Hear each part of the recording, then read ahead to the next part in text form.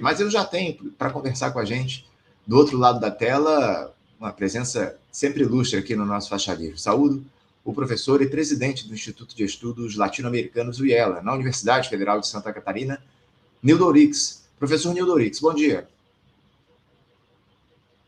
O áudio, Nildo, o áudio fechado. Estimado Anderson, ouvintes do Faixa, muito bom dia, um prazer estar aqui de novo com vocês, especialmente contigo, Anderson. Você que está aí no ritmo de uma antiga canção do Chico Buarque. O Chico, vou te ler aqui, ó. O Chico gravou um samba quando o carnaval chegar. Ele diz: quem me vê aqui silenciado, caído, sem voz, estou me guardando para quando o carnaval chegar. Rapaz, eu não estou nem me guardando para o carnaval, rapaz. Estou me guardando para tentar seguir bem aqui com voz até a próxima sexta-feira. Vamos ver se eu consigo aqui. Mas eu agradeço muito a tua presença aqui, viu, Nildo? Aliás, você vem aqui para o Rio no carnaval, Nildo? Eu sou um simples mortal, não posso desfrutar desse privilégio dos cariocas e dos fluminenses. Lamentavelmente não, mas fico aqui com meu coração apertado. Carnaval do Rio de Janeiro, uma grande alegria aqui o nosso carnaval. Nildo, obrigado pela tua presença aqui sempre. Sempre bom ter você aqui no Faixa Livre para dialogar sobre os temas relevantes da política nacional e internacional. E, como de costume aqui, eu queria começar falando do cenário local, viu, Nildo? Porque a gente se aproxima cada vez mais das eleições, as articulações vão acontecendo, o presidente Lula tentando aí reeditar essa amplíssima aliança, como eu sempre digo aqui. Teve, inclusive, uma reunião na última semana lá, na verdade, um churrasco, né, com lideranças do Congresso Nacional. Daqui a pouquinho eu vou citar isso, mas ele tentando se aproximar da turma do Centrão, enfim. Esteve no evento do Partido dos Trabalhadores esse fim de semana, fazendo um discurso para a militância que é muito deslocado da realidade da atuação do Lula, enfim, como a gente já conhece bem. Mas eu nesse primeiro momento a gente não vai analisar esse discurso do Lula, essas articulações, não. Eu queria primeiro, Nildo, uma análise tua a respeito do que a gente tem no Brasil hoje, porque parece que está tudo em compasso de espera, aguardando as eleições no fim do ano. Ainda que o Congresso Nacional, o presidente Arthur Lira, veja só, o presidente da Câmara, Hugo Mota, colocou em discussão já lá na Câmara o tema do fim da escala 6x1. Esse que é um tema importante para o próprio Lula, mas também para a turma lá do Congresso Nacional que quer se habilitar para essas eleições de outubro. Como é que você avalia esse início de ano, Nildo? Pouco mais de um mês desse ano de 2026, o que é que a gente pode dizer a respeito do que teremos ao longo dessa temporada aí, no que diz respeito à política do país? Anderson, nada de novo sob o céu. Há, efetivamente, um ano eleitoral em que a esquerda não tem uma candidatura própria. Concorrem duas vertentes do liberalismo. O liberalismo de direita, até agora que tudo indica Flávio Bolsonaro, e uma vertente do liberalismo de esquerda, representada por Lula e Alckmin, ou talvez coisa pior ainda, não é? Então, esse é o cenário. E, nessas circunstâncias, eu já vejo aí os acadêmicos, todos eles dizendo que essa vai ser, mais uma vez, uma eleição histórica, decisiva para o futuro da humanidade. E a gente sabe que não é assim. Não é?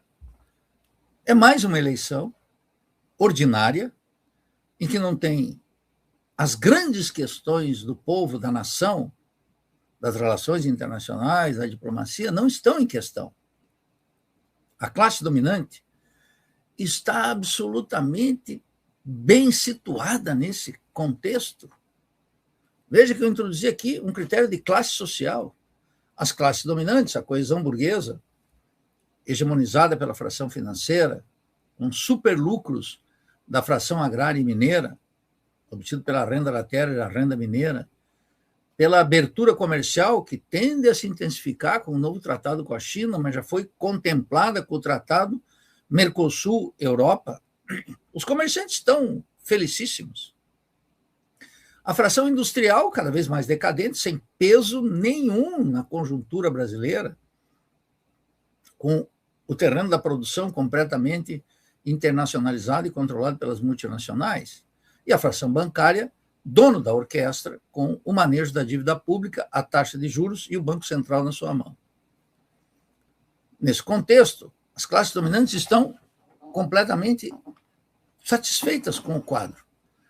Se houver necessidade, podem lançar mão de uma via autocrática da crise da República Burguesa representada por Bolsonaro. Se as coisas se mantiverem nesse diapasão, mantém a candidatura de Lula e apoia Lula, e na ilusão de uma administração democrática e keynesiana da ordem burguesa. Nos dois casos, essa polarização é funcional para a classe dominante, porque ela chantageia Lula com Flávio Bolsonaro e chantageia Flávio Bolsonaro com a ameaça de Lula. Nenhuma é ameaça ao sistema, é uma ameaça aos trabalhadores. Então, nós não temos uma candidatura de esquerda. Como não existe um fascismo em curso no Brasil, mas uma ofensiva da direita e da classe dominante completamente exitosa até agora, a classe dominante está completamente bem situada. Os trabalhadores, ao contrário, estão submetidos à chantagem e o delírio. Toda eleição, Anderson, e ouvintes do Faixa, toda eleição, no ano da eleição, Lula e o Partido dos Trabalhadores dão um passo retórico à esquerda e um passo efetivo à direita. Você está mencionando aqui para os ouvintes esse namoro do Lula com alguém do PMDB, Centrão, e talvez até lançar Alckmin para o governo do estado de São Paulo e colocar um novo vice, que será sempre mais à direita. O governo do Lula dá sempre passos mais à direita toda santa eleição, todo santo ano, todo santo mês, todo santo dia, mais à direita para tentar roubar a base eleitoral de Bolsonaro. E, retoricamente, anuncia medidas à esquerda. Então, um ministro tão neófito e cínico como Boulos já anunciou agora que o Lula vai mandar uma medida, não sabe qual vai ser o mecanismo, que seria para contemplar a escala 6x1, a crítica à escala 6x1. E o partido, já anotei aqui, já antes, aqui há mais tempo, claramente, o que eu dizia? Olha, o PT está entrando em Jornal Nacional com uma propaganda sobre a escala 6x1. E os lulistas, órfãos, já ficam absolutamente felizes com essa medida. E outras migalhas que estarão discutindo aí, sem entender que um projeto de lei, uma proposta de emenda constitucional em regime de urgência, seja lá o que for, terá que ser mediada pela intenção do governo, em acordo com o covil de ladrões. Então, o que vai sair daí não vai ser o fim de uma jornada 6x1, à lá Alemanha, aquela que foi aplicada na Alemanha, em que um sindicato com quase 4 milhões de filiados emparedou o governo, com apoio do governo e da Volkswagen e das grandes multinacionais. Então, é um terreno absolutamente incerto. Mas o Lula, petismo, cuja demonstração de delírio maior foi a do Edinho, esse burocrata que preside o partido, ele está anunciando aí já escala 6x1 e vem outras promessas. Então, promessas eleitoreiras, tal como o Lula fez com o fim do teto de gastos, Petrobras, Eletrobras, reforma trabalhista, etc., na campanha, e movimento à direita. Em relação a esse tema, Onil, do fim da escala 6x1, já há discussão lá na Câmara dos Deputados. O Hugo Mota pediu para a Comissão de Constituição e Justiça começar a tramitar, dialogar a respeito desse tema. Eles vão lá pensar duas propostas que estão lá na Câmara, uma delas da deputada Érica Hilton, que ganhou muito espaço ao longo dos últimos tempos, e a CCJ vai começar a analisar esse tema. O próprio Hugo Mota andou dizendo ali que essa é uma pauta do interesse da classe trabalhadora, mas que vai analisar o tema com responsabilidade, ouvindo todas as partes. Ô, Nildo, que partes precisam ser ouvidas numa discussão como essa, Nildo? A burguesia, o setor comercial, o setor industrial e o setor bancário. Isso é ouvir a sociedade para aquele covil de ladrões. Aquele covil de ladrões que o Lula tanto ama, que o Lula tanto quer, e que tanto apoia o governo. Petista, alô lulista. O que o Lula diz? Todas as propostas essenciais do meu governo encontraram apoio completo e vitórias avassaladoras no covil de ladrões. O petista é surdo, porque ele tem uma situação religiosa com o Lula. Não é um sujeito já capaz de pensar. Quer dizer, eu acho que isso não afeta só o lulista devoto. Nunca esqueçam a declaração de Marilena Chaui. Quando Lula fala, tudo se ilumina. Olha o grau, o nível da filosofia uspiana. É uma coisa... Quando uma professora universitária diz isso, eu observo o que não vai dizer uma pessoa comum que não está dedicada às letras, que está afogada no seu cotidiano de trabalho, angustiado pelas contas que tem que pagar, completamente inseguro diante da educação e da saúde, absolutamente subfinanciada e precarizada, com o tema de seus filhos saírem e não saber se vão voltar, com a insegurança da aposentadoria, com os baixos salários, com a ameaça do desemprego, com tudo que a gente sabe que a classe trabalhadora vive. Então, Hugo Motta, o que está dizendo é ouvir toda a sociedade, em bom português, quer dizer, vamos ouvir o que a classe trabalhadora, o que a classe dominante quer. Porque o que a classe trabalhadora quer, aquela canalha, toda aquela canalha que está no Congresso sabe o que a classe trabalhadora quer. E está lá precisamente para negar qualquer possibilidade. É isso. Nildo, eu vou dar sequência aqui, trazendo algo que você, de alguma forma, já citou ao longo da tua primeira resposta, porque o Lula, eu também citei aqui há pouco, fez um churrasco na semana passada com lideranças do Congresso para articular politicamente, tentar se aproximar do Hugo Motta, depois de uma série de entreveros que eles tiveram ao longo dos últimos tempos, o Lula já visando as eleições de outubro. E, aliás, ele quer, para além de reconstruir a grande aliança, fala-se até que o Lula quer um vice do MDB, jogando lá o Geraldo Alckmin para a disputa do governo de São Paulo. Nildo, MDB na vice do Lula. Será que o Partido dos Trabalhadores não aprendeu a lição do passado com Michel Temer? Como é que você vê essa possibilidade de o Lula ter um vice do MDB? Não é que não aprendeu a lição do passado. Está reproduzindo a concepção que é amplamente dominante no partido e, sobretudo, na cabeça de Lula. Isso aqui demanda uma explicaçãozinha um pouquinho mais aprofundada. Nós temos dois fenômenos nesse aspecto. Não é que o petista órfão, aquele que imagina um Lula, que é só imaginário, e que se defronta com a vulgaridade de Lula na presidência da República e seus discursos, ele tem que ficar cativo da sua própria ilusão. O Lula, a gente já sabe o que é. Quando eu falo aqui para o petista e para o lulista, é para que ele acorde, porque o Lula está fazendo segundo a sua consciência e a sua prática desde sempre. Então, colocar alguém no MDB mais direitoso que o Michel Temer, que foi considerada pelo petista de então, quero recordar aqui, mais uma dessas sacadas geniais de Lula. E Lula não tem nenhum problema em andar com o demônio de vice. Nenhum.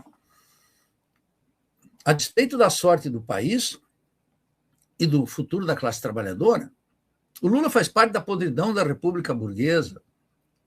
Ele é um homem completamente do sistema. Muito bem.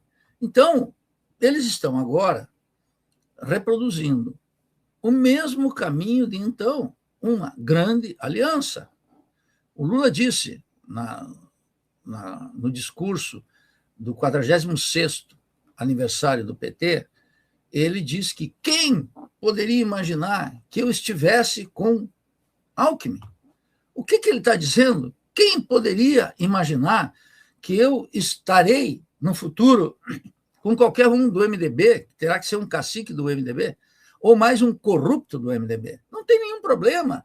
Quando ele falou para o público petista, olhem, lembram o que o Alckmin disse de mim, o que eu disse dele? Nós éramos adversários acérrimos, mas estamos juntos. O que ele está? Ele não está falando do Alckmin do passado, ele está falando do futuro que se avizinha. já ensaiando que no vice tem que ser alguém mais à direita ainda. Mais à direita que o Alckmin, que já é um sujeito, segundo a imprensa, do Opus Dei, do que tem de pior dentro da Igreja Católica, reacionário, absurdamente reacionário, vinculado à classe dominante, a um conservadorismo atroz que os paulistas engolem, na maioria, como se fosse um reino da estabilidade, da modernidade capitalista na periferia. Essa é a questão. A segunda é que o PT constitui um gigantesco fracasso histórico. Em que sentido, Anderson e meus queridos amigos do Faixa Livre?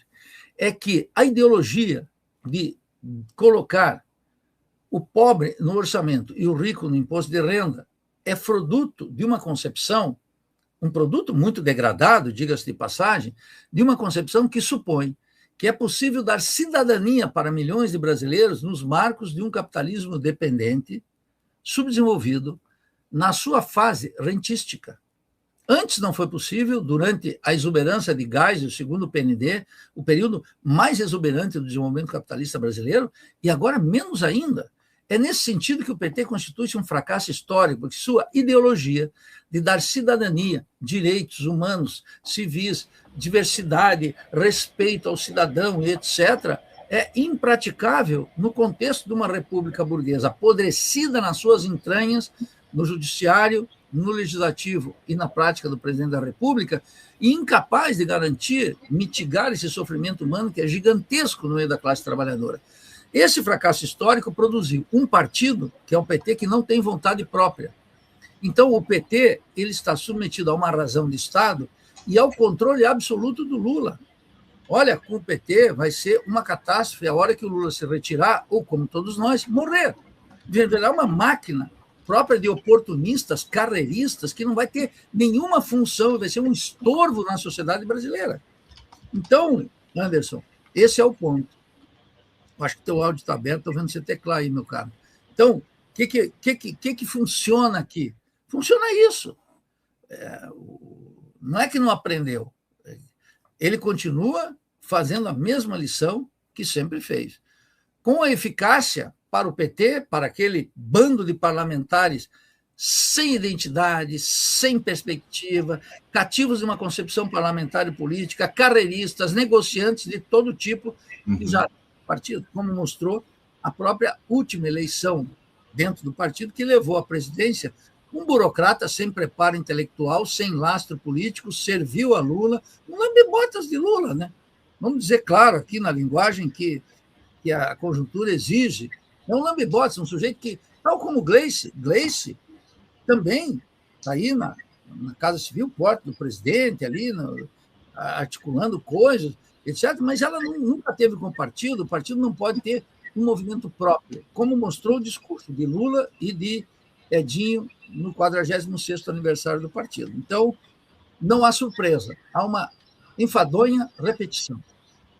Daqui a pouquinho a gente vai falar a respeito do que trouxeram aí as lideranças do PT nesse 46º aniversário, nesse evento que aconteceu no fim de semana. Aliás, o aniversário do PT é hoje, viu, Nildo? Hoje o PT completa 46 anos de existência, no 10 de fevereiro, fundação lá em 1980, enfim. Nildo, antes da gente falar mais profundamente sobre o PT, eu queria uma análise tua a respeito do seguinte: você vê a esquerda institucional hoje disposta a construir alianças com a classe trabalhadora? Porque essa é sempre a questão que vem aqui às nossas discussões de faixa livre, a necessidade dessa esquerda institucional dialogar diretamente com os interesses da classe trabalhadora. Você vê hoje esses políticos que estão em cargos no executivo, no legislativo, interessados em construir alianças para além dessas de gabinete, mas alianças com a classe trabalhadora? Olha, isso leva a uma reflexão mais profunda. Num país central, mas também, com mais razão, num país periférico, subdesenvolvido, dependente, na sua fase rentística, se estabelece uma dialética muito profunda que tem sido desrespeitada entre nós. Naqueles que pensamos criticamente, pensamos um futuro para o Brasil, para a classe trabalhadora distinto, que é a luta nos marcos da ordem burguesa contra a ordem burguesa. Essa dialética implica que as frações parlamentares não deviam estar preocupadas com a sua autorreprodução parlamentar, mas com o futuro da nação.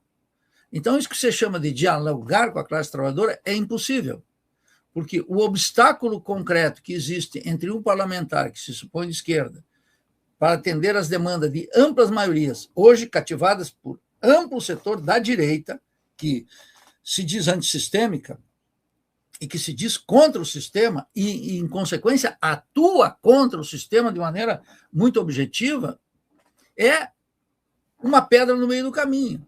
Todos esses que dizem estar a favor da classe trabalhadora, todas as frações parlamentares, podem pegar aí os chamados combativos do PSOL, Glauber, Sâmia, Fernanda, pode pegar um outro combativo do PT, pode pegar um outro parlamentar mais ou menos antenado do PDT, mais ou menos comprometido com a classe trabalhadora, todos eles defendem o Lula, e todos eles vão afinadíssimo com o Lula nessa eleição. E Lula é a representação daquilo que existe de cínico e podre na política brasileira. Não importa que, no outro lado, existe mais cinismo, mais podridão e mais avanço da direita. As vitórias sucessivas de Lula numa eleição parlamentar não reconstituem, por um lado, essa sentença de um fracasso histórico do PT, e, de outro lado, não cria uma coesão social, uma força política autônoma e independente, antifascista ou antidireita. Não cria. É só um movimento eleitoral.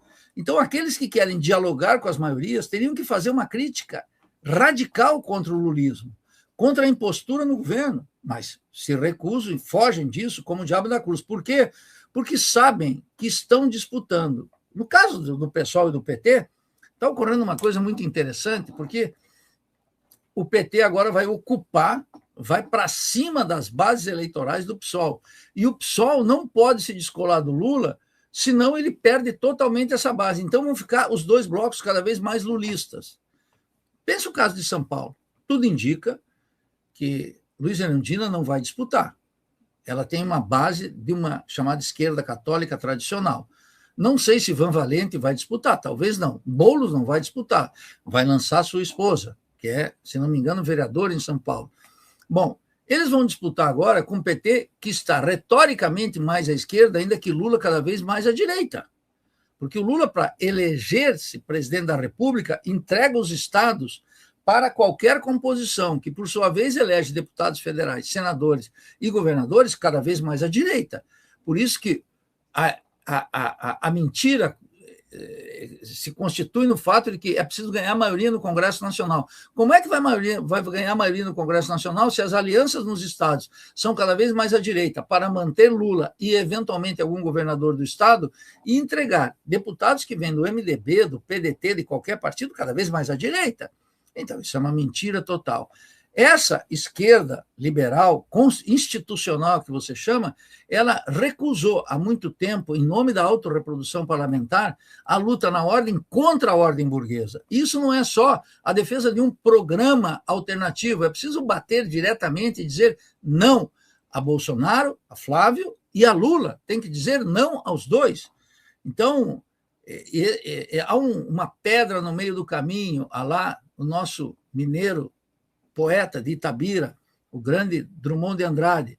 Há uma pedra no meio do caminho. Essa pedra chama-se Luiz Inácio Lula da Silva, um obstáculo à transição de uma consciência ingênua para uma consciência crítica nas amplas massas e nos setores médios, que são deputados, assessores, sindicalistas, eventualmente representantes dos movimentos populares, etc. Veja agora, veja, quer que eu dê um exemplo claro disso, meus queridos?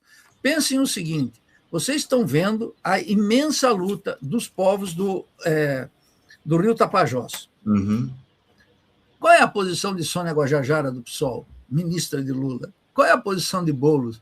Conseguiram, depois desse protesto imenso de bloqueio por mais de 12 dias, segundo o governo, tem 14 etnias, há mais de 7 mil indígenas, conseguiram, no máximo, adiar a decisão, que está inexorável. Uma acumulação capitalista que está baseada na renda da terra e na renda mineira está decretando uma solução final para o mundo indígena, e não a favor do desenvolvimento nacional ou de uma perspectiva de desenvolvimentista, a favor das multinacionais. Então, esse diálogo, como você menciona, Anderson, está bloqueado. adiaram para desmobilizar, acima de tudo, essa atuação dos indígenas. Amanhã, aliás, a gente deve conversar com um representante dos povos indígenas lá do Tapajós para falar a respeito desse tema. Em relação ao que você citou ainda há pouco, Nildo, esses acordos que são construídos na institucionalidade, talvez o principal exemplo desse momento seja o PSD. O Lula está buscando lá o Gilberto Kassab. Aliás, o Kassab ontem disse que teve um encontro com o Lula e tal, onde o Lula perguntou se eles estariam juntos nessa eleição de 2026, e o Kassab disse, com todo respeito, que não estariam juntos, que ele lançaria um candidato que pode ser o Ronaldo Caiado, enfim. O fato é que essa lógica institucional está mantida e o Lula vai continuar buscando essa turma da direita para tentar construir ou reconstruir essa ampla aliança visando as eleições. Fica realmente difícil. Dentro dessa lógica institucional, a gente conseguir um diálogo com a classe trabalhadora. Diga lá. Não, o que o Kassab está fazendo? O Kassab é um político igualmente vulgar, um político burguês, fisiológico, com todas as características do que tem de decadência na crise dos partidos políticos no Brasil. Mas ele só está aumentando o preço. É só isso, é só uma negociata. Eu não sei se estarei com você, provavelmente não. Ora, qual é a possibilidade de Ronaldo Caiado ser presidente da República? Eu vejo como muito remota, mas mesmo que fosse viável, o que o Kassab está fazendo é aumentando o preço. E esse é o tipo de coisa que vai jogando cada vez mais Lula e o petismo à direita, porque Lula e o petismo incorporaram como um dado do que eles chamariam correlação de forças a submissão à chantagem política. Está claro. Então, é discurso à esquerda, prática à direita, a reprodução do movimento. Não me espantaria se Kassab, depois de pensar muito, pensando no futuro do Brasil, no bem geral da nação, decidisse finalmente somar e dar um vice para Luiz Inácio Lula da Silva. Eu te confesso que eu não me surpreenderia se Ronaldo Caiado viesse como vice de Lula, porque hoje já não me surpreendo com absolutamente mais nada. Nildo, queria já entrar naquele tema principal do nosso papo de hoje, que é a fala do presidente do Partido dos Trabalhadores, o Edinho Silva, durante esse evento que eu citei de aniversário do PT de 46 anos, que aconteceu lá em Salvador, na Bahia, durante o final de semana. Eu vou reproduzir aqui um trecho que eu retirei do próprio site do PT. Tá? Vou abrir aspas aqui para o que está no site do PT. O PT afirmou, isso é a fala do Edinho Silva que está no site do PT. O PT afirmou abre aspas, o partido que não aceita o sistema que está aí. Fecha aspas. Abrindo aspas novamente para o Edinho Silva. O sistema que está aí não é nossa responsabilidade. Nós não defendemos esse modelo de produção de riqueza e de acumulação de riqueza. Fecha aspas. Foi Lula, enfatizou Edinho Silva, que propôs e lutou pela reforma da renda, com a isenção do imposto de renda para quem ganha até R$5.000 e a cobrança de impostos do andar de cima. É o PT e o governo Lula que defendem o fim da escala 6x1, que defende tarifa zero para o transporte público. Vou abrir aspas novamente para Edinho Silva. É o governo do antissistema. Fecha aspas. Todo esse trecho está no site do PT, uma reportagem, uma matéria do que disse o Edinho Silva nesse evento lá de aniversário do Partido dos Trabalhadores, 46 anos de história, completados nesta terça-feira. Nildo, o governo Lula é um governo antissistema, como diz o Edinho Silva? Ai, Anderson, eu não sei o que é pior, se o plágio ou o delírio. Certamente, Edinho Silva não tem a menor originalidade. A frase, estou contra tudo isso que está aí, ok? É de Bolsonaro. Essa frase, que pretendeu, em certa medida, conquistou a simpatia de amplos setores dos trabalhadores, mais de 50 milhões de votos na última eleição, e um razoável cabo eleitoral, mesmo preso e condenado pelo STF, lança seu filho com possibilidades aí, não sabemos o que vai acontecer. Essa sacada de estar contra o sistema é de Bolsonaro. No caso de Edinho Silva, é plágio. Mas é também, e eu sou muito cauteloso, parcimonioso, em lançar mão da psicanálise para analisar a situação política brasileira. Mas é um delírio. Esse delírio representa segundo vários estudos da psicanálise, uma desconexão, vamos chamar assim, completa da realidade. É uma forma também de iludir, no caso de Edinho. O PT é contra tudo isso que está aí. Vamos pegar duas dessas medidas que ele está mencionando. Primeiro, a tarifa zero. Bom, em quase 20 anos de governo, o Partido dos Trabalhadores, Lula, Dilma, os sucessivos presidentes, nunca aceitaram implementar a tarifa zero. E parece que a tarifa zero que eles estão propondo é nas capitais. Essa é uma bandeira do movimento Passe Livre. E quem quiser recordar esse capítulo, visitem os jornais, as entrevistas, os documentos de 2013, quando a Aliança Petucana do Picolé de Chuchu, Alckmin, junto com o então governador, junto com Fernando Haddad, então prefeito de São Paulo, anunciaram um aumento da tarifa de 20 centavos. E explodiu um protesto popular que parecia impossível no país. E estava precisamente colocada a questão da tarifa zero. O movimento Passe Livre se encontrou com a presidente Dilma, em que a República, aqueles dias, tremeu, em que a classe dominante inteira se acovardou e foi por baixo do tapete diante do protesto popular, depois tomado conta pela direita. Mas a iniciativa fundamental foi do movimento Passe Livre, com a alta repressão do governo de Alckmin e com a mobilização de milhões em São Paulo que gastavam os trabalhadores até 32% do seu salário com o transporte coletivo péssimo, ruim, ridículo, terrorista contra a população que ainda funciona hoje. Naquele momento, os dois representantes do Passe Livre, que eram uma menina e um menino, um era estudante de história, outro acho que era uma menina chamada Sininho, foram lá e se encontraram com a Dilma.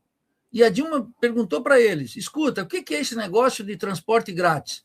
E os dois estupefatos disseram, presidente, não existe transporte grátis. There is no free lunch. Se escuta, existe transporte, existe tarifa zero, o sistema tem que pagar, a renda da terra tem que pagar, aí tem um conjunto de mecanismos importantes que amparam essa política. A presidente não sabia de nada, a Dilma, que vinha de uma extração tecnocrática, né, de conhecer do sistema elétrico, etc., e é uma mulher que se mexe bem nesse ambiente, temos que reconhecer os méritos dela, é péssima política, mas sabe do riscado de algumas coisas, não é à toa só que está lá no Banco de Desenvolvimento dos BRICS. É uma tecnocrática, Dilma, é uma tecnocrata, a despeito do seu passado extraordinário. Sobretudo me refiro à luta contra a ditadura e a sua covardia plena na presidência da República. Bom, naquele momento apareceu a tarifa zero. Desde então, o petismo nunca se mexeu nessa direção. Isso é o que eu digo, promessa à esquerda e prática à direita. A outra é a isenção do imposto de renda até 5 mil. Quero dizer para aqueles que me escutam, o salário mínimo necessário, calculado pelo DIEESE, afirma que hoje estaria aí em torno de R$ 7.400. Vou repetir, o salário mínimo necessário, calculado pelo DIEESE, a partir das exigências mínimas para a reprodução da classe trabalhadora, está em R$ 7.400, alguma coisa nesse gênero. Quanto é que está o salário mínimo hoje? Não chega a R$ 2.000, passa um pouquinho de 1.500. Bom, isentado do imposto de renda quem ganha até 5 mil, não toca nem de raspão na estrutura tributária regressiva que tem no consumo popular a grande arrecadação. E a reforma tributária que o petismo e a Haddad prometeu fazer em 2 etapas, que era primeiro fazer a reforma tributária que interessava as classes dominantes, e a segunda etapa tocar em renda de patrimônio, lucros, dividendos, propriedade, etc., jamais virá. Então ficam com essa quinquilharia ideológica de R$ 5.000 numa classe trabalhadora que tem mais de 40% da população economicamente ativa, na informalidade absoluta. Então, o delírio do Edinho, desculpe a intimidade, mas é assim que ele é tratado, né, publicamente, o ex-prefeito derrotado lá em São Paulo, sobre tarifa. Desculpe, Anderson. Em Araraquara, né? Em Araraquara, tarifa zero e a isenção do imposto de renda, a tarifa zero é uma promessa que eu não acredito no mais mínimo, só vendo, porque são 20 anos de petismo, são 20 anos de petismo, acho que faltam 1 ano e meio, 2 anos para o petismo completar 2 décadas de governo.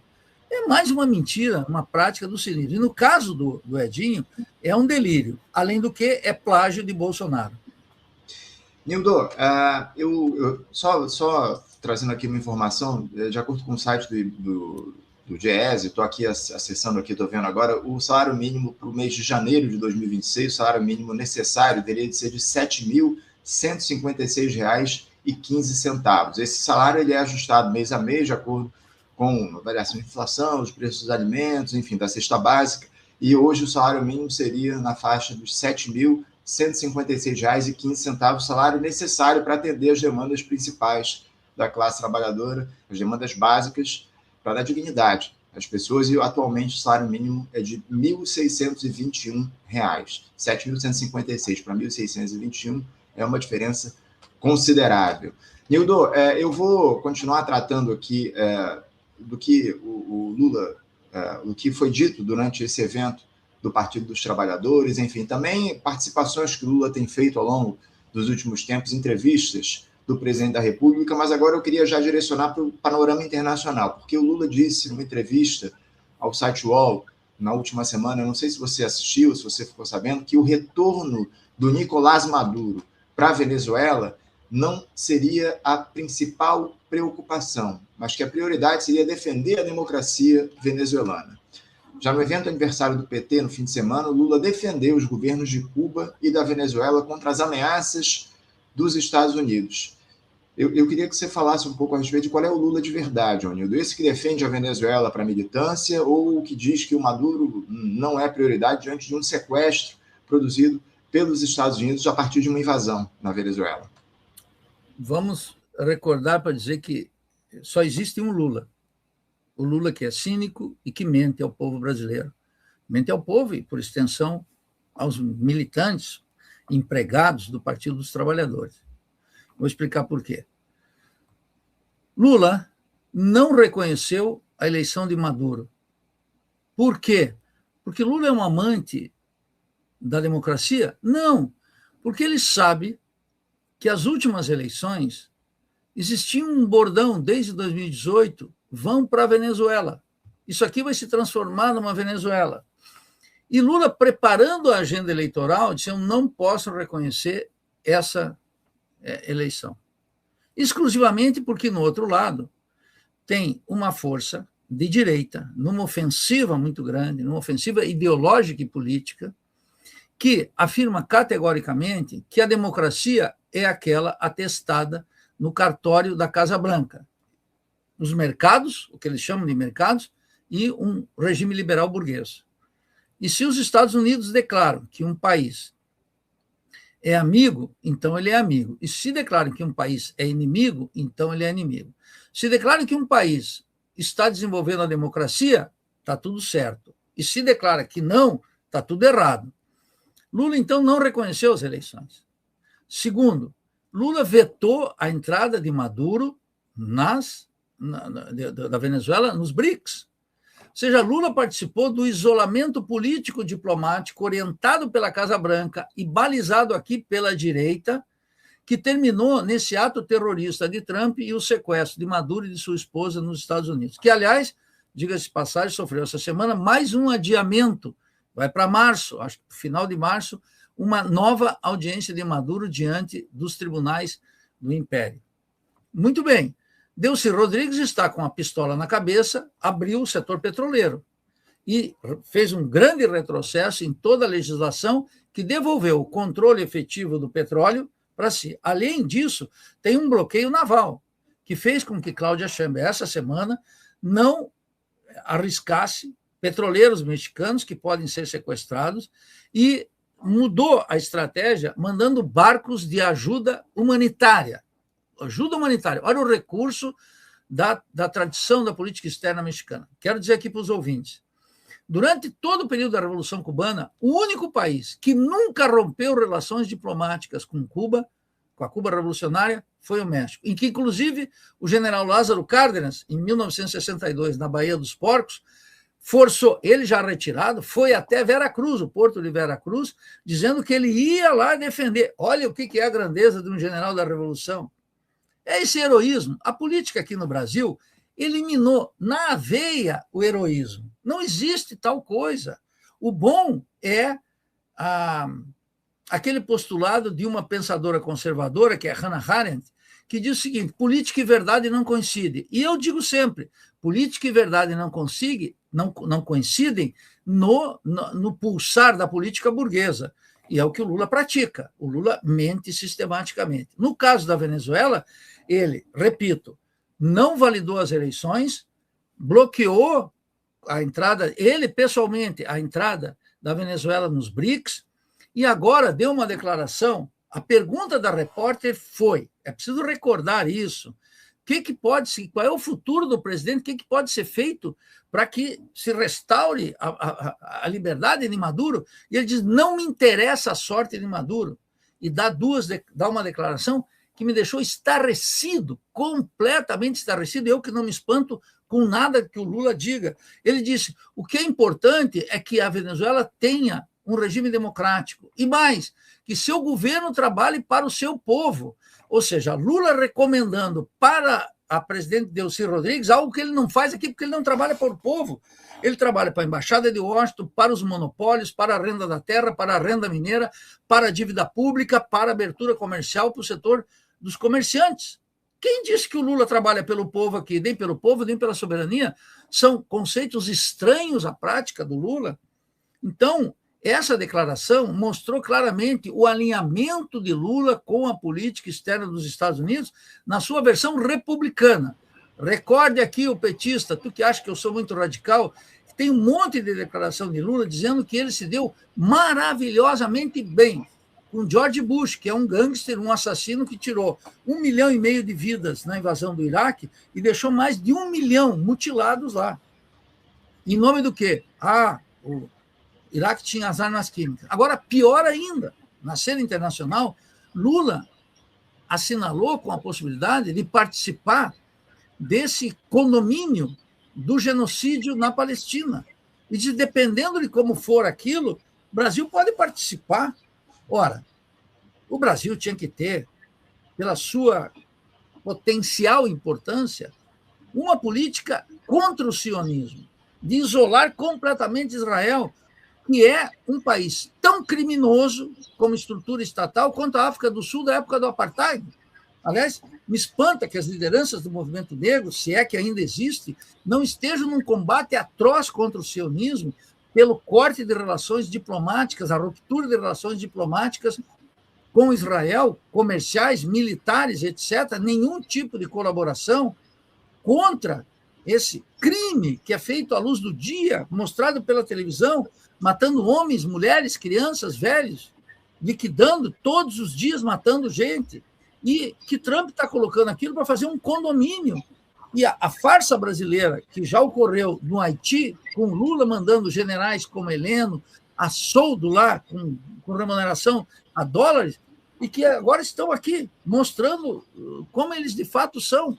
Então, Lula sempre atuou na linha da política externa estadunidense. A intervenção no Haiti, através da MINUSTAH, participava daquela doutrina, né, de intervencionismo humanitário, criado por Clinton para fazer seus crimes em Kosovo, Bósnia, etc. E Lula agora está discutindo essa possibilidade. É verdadeiramente espantoso que os petistas, os lulistas, que se dizem autênticos a favor do povo, não estejam em oposição completa a seu presidente, inclusive renuncia a essa tradição. Lula é parte de uma necrose do que se chamou a esquerda liberal no Brasil, mostra suas vísceras todos os dias e está cada vez pior. Esse pessoal quer ir para o túmulo junto, é um fracasso histórico de gigantescas proporções que vai cobrar seu preço já a partir de governos cada vez mais à direita, não só de Lula. Não vacilem em pensar que aquela dose de Bolsonaro foi pequena diante do que essa esquerda liberal promove o avanço da direita liberal. Então, não me espanta, lamento, registro meu protesto. Isso teve uma repercussão. Eu falo sempre com os venezuelanos, com os mexicanos, com os cubanos, estão todos estupefatos. Meus amigos na Argentina no Equador, que a gente tem grupos e está trocando sempre mensagens, influências, documentos, informação, estão todos escandalizados. Eu explicando para eles que não há escândalo algum, essa é a norma de Lula, de um oportunista completo. Eu ia até citar, Nildo, essa ajuda, esse apoio enviado pela Cláudia Sheinbaum, presidente do México, a Cuba, né? Centenas de toneladas de alimentos, medicamentos, enfim, foram enviados pelo México a Cuba, Cuba que enfrenta uma situação gravíssima. A gente tratou disso aqui, inclusive, no programa na última semana. Trouxemos o pessoal da Associação José Martí para falar um pouco a respeito do cenário lá em Cuba. Eu queria te perguntar justamente a respeito disso, viu, Nildo? Ainda dentro da quadra internacional, você vê alguma saída para a situação de Cuba nesse momento, diante da ampliação desse bloqueio imposto pelos Estados Unidos, agora ao petróleo, à energia lá em Cuba? A situação é gravíssima. Há alguma possibilidade de se reverter esse cenário, talvez com um apoio, para além, obviamente, do México, mas de outras de potências como a China, a Rússia, enfim, parece que a China está reconstruindo o sistema de energia cubano, mas você vê alguma possibilidade de Cuba sair desse momento gravíssimo? Muitos dizem que é o pior momento da história de Cuba, inclusive o Frei Beto, que a gente queria conversar com ele aqui no programa, diz isso, que esse é o pior momento da história de Cuba. Você vê uma saída para essa situação? Eu tenho um imenso apreço pelo Partido Comunista Cubano, seus dirigentes, a despeito de concordar e discordar de outras coisas, e, sobretudo, do povo cubano. Eu fui, digamos assim, dezenas de vezes a Cuba. E agora, em fevereiro passado, estive lá depois de 5, 6 anos de ausência. Esse é o pior momento da situação cubana? Não sei. Imagine esse país sendo invadido na Baía dos Porcos, em 1962, sob a administração de John Fitzgerald Kennedy. Sabe aquele sujeito simpatiquinho do Partido Democrata, casado com Jacqueline, que depois virou Jacqueline Onassis? Esses encantos que os democratas exercem aqui na cabeça dos alienados, né? Que desprezam a história, que não desprezam só a teoria, desprezam a história. Foi terrível. Eu estive em Cuba em 1990, portanto, um ano depois da queda da União Soviética e daquele amplo comércio que Cuba tinha com o CAMI, que era os países socialistas. E eu vou dar um exemplo aqui. Tinha César, um tradutor da Casa das Américas, um sujeito muito talentoso, falava vários idiomas. Casa das Américas, para quem não sabe, é a principal, uma das principais casas de editoriais da América Latina, e eu diria a de maior prestígio, junto com o Fundo de Cultura Econômico do México e junto com a Biblioteca de Ayacucho, na Venezuela. São as grandes casas editoriais. Uma história extraordinária. Os grandes escritores, o boom literário latino-americano, passou todo ele, Gabriel Garcia Marques, Vargas Llosa, todos os grandes, Onetti, todos os grandes, passaram pelo Casa das Américas. E eu estava caminhando rumo ao malecão e vem no outro lado alguém gritando meu nome, me chamando, e eu não reconheci, era o César, que ele era mais ou menos gordinho, e ele estava magérrimo. Isso foi um ano depois. A situação cubana, pós a queda no Muro de Berlim, foi dramática. E agora é igualmente dramática a situação em Cuba. Então, não poderia dizer se é o pior momento. É muito duro para os cubanos. Agora, aí tem algo fundamental. Primeiro, tem uma direção política que é testada na adversidade, e não nas benesses do governo, na adversidade. É muito importante isso. Tem um relevo na direção cubana. Agora eu pude testar membros do Partido Comunista e, sobretudo, do Politburó do Partido Comunista, que eu conheci, vários deles agora, são biólogos, matemáticos, químicos, engenheiros, doutores, todos eles. Há uma mudança muito grande na qualidade de direção do Partido Comunista, testado numa chapa quente o tempo inteiro contra o imperialismo e ganhando a legitimidade do apoio da maior parte da população.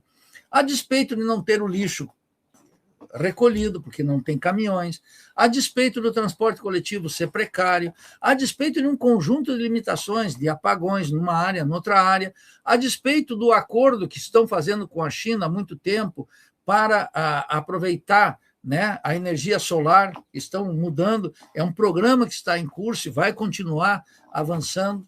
A despeito de todas essas mudanças, eu não poderia dizer que é o pior, mas é muito difícil. Agora, Cuba, a direção e seu povo estão arquiacostumados a remar contra vento e maré e a ação imperialista na mais absoluta solidão. A mais absoluta solidão. O Brasil, por exemplo, é um campeão de dar as costas.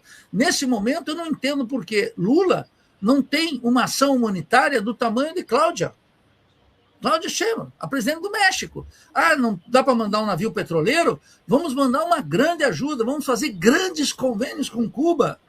Mas Lula está numa aliança petroquímica com Trump, atuando na toada da política externa de um republicano que está produzindo aquele desastre dentro dos Estados Unidos, que faz parte da crise dentro dos Estados Unidos, que não é uma crise terminal do imperialismo, decadência do império, tudo isso bobagem. É uma crise gigantesca de não ter uma coesão social lá dentro, que sempre existiu, um acordo entre Partido Republicano e Democrata, dentro de algumas regras. Isso está rompido lá nos Estados Unidos, como está no Brasil também. Então, Lula nem uma ajuda humanitária. Eu, quando estava lá em fevereiro ou março, estava lá presidente da CAPES. Mas isso é uma fatiazinha, isso é uma molécula. É preciso atender as massas. E nós teríamos demandas e comércio para fazer com Cuba. E também trocar, não só mais médicos, coisas compatíveis com a soberania de qualquer país latino-americano. A defesa da soberania da Venezuela e de Cuba é a defesa da nossa soberania, que está plasmada na nossa Constituição, e que Lula desrespeita olimpicamente o postulado da autodeterminação dos povos. E diga-se de passagem, Anderson, no discurso vulgar, rasteiro, despolitizante, no 46º aniversário do Partido dos Trabalhadores, ele mencionou a Venezuela e Cuba, sim, como quem fala, oh, tem uma mosca aqui no ar. Devia ter feito uma reflexão ampla, mas não faz porque condena metaforicamente o intervencionismo estadunidense, imperialista, aquele ato terrorista, sem educar o povo para o que significou aquele atentado, que não foi só contra a Venezuela. Logo que saiu, no outro dia, eu gravei um vídeo, está no Instituto de Estudos Latino-Americanos, que eu mostrava o alvo preferido de Trump não é a Venezuela, é sobretudo Cuba. Imagine o que significa a derrocada de Cuba em termos ideológicos e políticos para a América Latina. O único território livre da América desaparece depois de 67 anos. É uma conquista ideológica do imperialismo gigantesca. E, acima de tudo, Onildo, parece que o Lula tenta manter essa relação amistosa com o Trump. Ontem ele fez mais um gracejo lá para o presidente dos Estados Unidos. Não sei se você viu. Disse que se o Trump soubesse do parentesco dele, Lula, com o Lampião, não provocaria o Brasil. No mês que vem, o presidente brasileiro vai até a Casa Branca conversar com o Donald Trump. Quem esteve lá, inclusive, na semana passada foi o Gustavo Petro, presidente da Colômbia. Como é que você observa essa relação do presidente brasileiro com o republicano hoje? E, acima de tudo, o que é que a gente pode esperar desse encontro entre o Lula e o Trump? O primeiro encontro deles depois da invasão do Trump à Venezuela. Enfim, como é que você avalia essa reunião que deve acontecer na Casa Branca no início de março? Tem algo muito valioso na declaração do presidente colombiano Petro nesse encontro com a Casa Branca. Primeiro, ele disse claramente, olha aqui, ó, eu não tenho problema e gostei dessa conversa com esse gringo. Com esse gringo. Gringo. Entendeu? O Petro deu esse tratamento e disse mais. Você está me acusando de narcoterrorista? Sabe o que o Petro disse para Trump ali na lata, na frente de toda a imprensa? Que, aliás, não teve uma grande conferência de imprensa, teve mais esse detalhe, até onde eu sei. Ele disse o seguinte, você quer combater o narcotráfico? Eu trouxe uma lista dos chefes das organizações criminosas que estão confortavelmente instaladas em Dubai, em Madrid e sabe onde? Em Miami. Olha a astúcia de Petro. Você quer falar sobre combate ao narcotráfico, presidente Trump?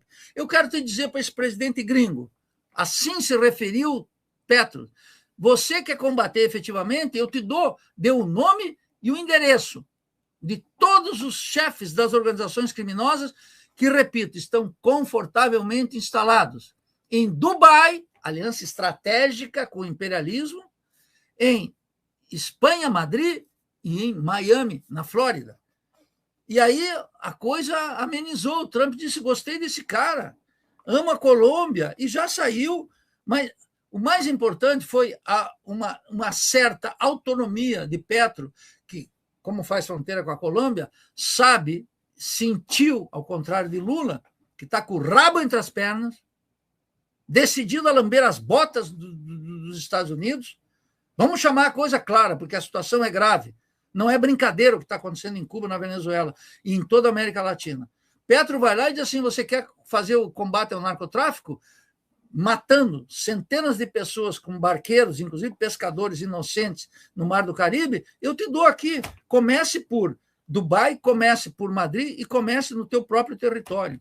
Eu não sei o que esperar de Lula, mas espero o pior nessa visita à Casa Branca, espero o pior. E Lula faz aquela bravata, né? Eu não tenho problema nenhum em discutir qualquer um, terras raras, big datas, etc., que é anunciando o entreguismo. Anunciando o entreguismo. Não adianta eu ficar com a voz pior que a tua, Anderson, mesmo que eu vou passar o carnaval aqui em Floripa e não no Rio de Janeiro.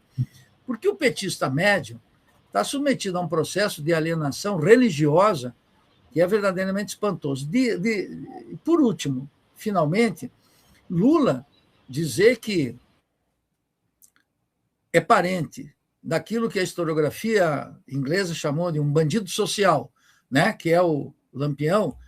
Zé Lins do Rego, por exemplo, tem uma crítica devastadora a Lampião, tira o caráter heróico daquela gesta, né? É verdadeiramente digno de uma conversa de boteco. Lula jamais leu um livro sobre Lampião. Deveria ter lido, temos bons trabalhos sobre isso. Não estou falando de trabalhos acadêmicos, não. Livros extraordinários, né, que poderiam ser lidos. Mas o Lula ignora a cultura brasileira, flerta com a crença popular. Professor Nildo Ourix, quero agradecer muito sua presença aqui conosco mais uma vez de Faixa Livre. Próximo mês vamos fazer aqui mais um diálogo, muito provavelmente logo depois da visita do Lula lá à Casa Branca. Vamos falar um pouco a respeito desse encontro do presidente brasileiro com o Donald Trump, mas tratar, obviamente, de outras muitas questões do cenário político nacional e internacional. Quero agradecer mais uma vez a sua presença, desejar um ótimo dia de trabalho e, por que não, um bom carnaval, viu, Nildo? Eu tenho invejas. Anderson, seu cínico, você me deseja carnaval estando no Rio de Janeiro. Pô, mas eu agradeço, Anderson, agradeço a você, te felicito pela condução do Faixa Livre, esse programa que tem 3 décadas aí de funcionamento, de uma militância, uma fronteira crítica do jornalismo brasileiro. Desejo a todos que estão nos escutando aqui também um bom dia, uma ótima semana e também um merecido carnaval. Anderson, grande abraço, estarei sempre aqui ao pé do canhão, grande abraço. Grande abraço, Nildo, até a próxima. Conversamos aqui com Nildo Ourix, Nildo, professor e presidente do Instituto de Estudos Latino-Americanos, o IELA, na Universidade Federal de Santa Catarina, trazendo aqui o diálogo sobre temas da política nacional, da política internacional também, muitos assuntos que a gente trouxe aqui no diálogo com o Nildo Ourix. Pessoal, antes de eu chamar o nosso próximo entrevistado, eu quero fazer a propaganda do livro que ele vai tratar aqui no programa. É o autor do livro